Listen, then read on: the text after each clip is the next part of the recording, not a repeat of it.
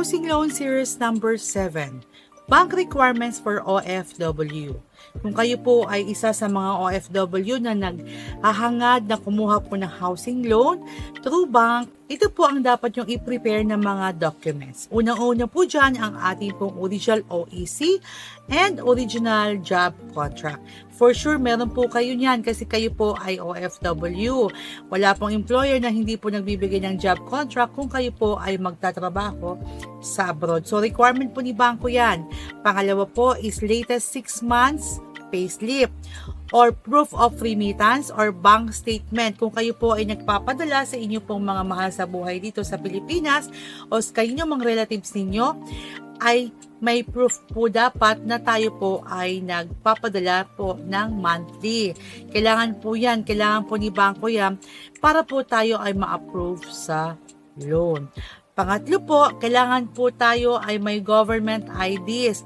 At least 2 government IDs po ang ating pong dapat isubmit sa bangko. Requirement po yan ng bangko.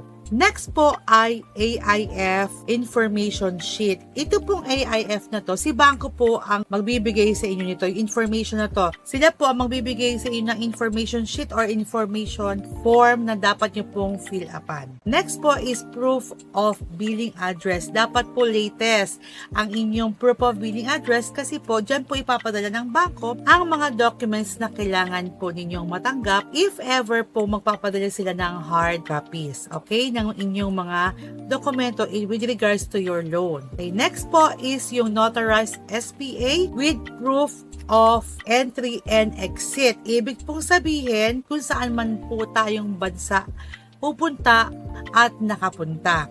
Kung kayo po ay kumbaga arrival and departure po.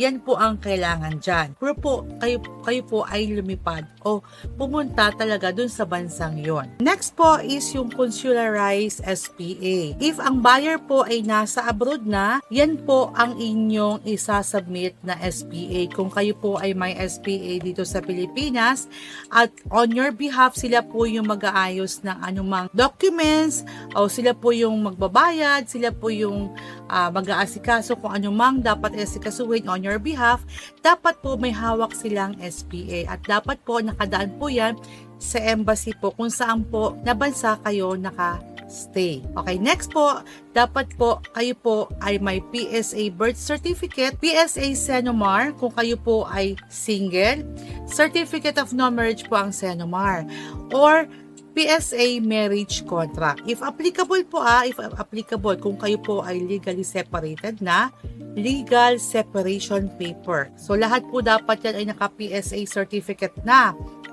Requirement po ng bangko yan.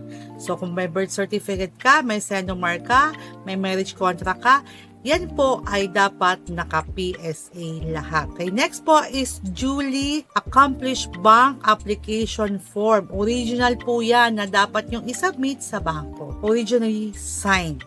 Kung kayo po ay nasa ibang bansa na, yung inyong SPA po ang magsasign. So sana po makatulong sa lahat po na nagbabalak na kumuha ng housing loan through bank. Kaya marami po tayong videos kung ano po ang inyong mga kailangan kung kayo po ay mag-housing loan. See you in my next video po.